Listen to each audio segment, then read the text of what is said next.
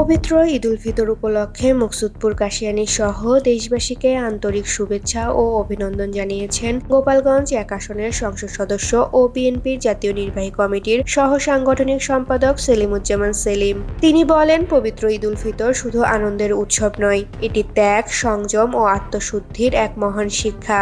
সিয়াম সাধনার মাধ্যমে অর্জিত মূল্যবোধকে সমাজ ও রাষ্ট্র গঠনের কাজে লাগাতে হবে। তিনি আরও বলেন, দেশকে একটি ন্যায়ভিত্তিক, গণতান্ত্রিক ও মানবিক রাষ্ট্র হিসেবে গড়ে তুলতে সকলকে ঐক্যবদ্ধভাবে কাজ করতে হবে।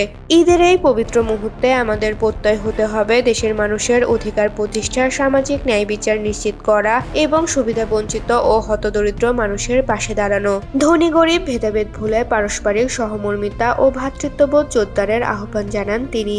সেলিমুজ্জামান সেলিম আরও বলেন, আমরা যেখানেই অবস্থান করি না কেন, ঈদের আনন্দ যেন সবার মাঝে ছড়িয়ে পড়ে। পবিত্র ঈদুল ফিতরের দিনে বাংলাদেশের প্রতিটি ঘরে শান্তি, সম্প্রীতি ও আনন্দের বার্তা পৌঁছে যাক।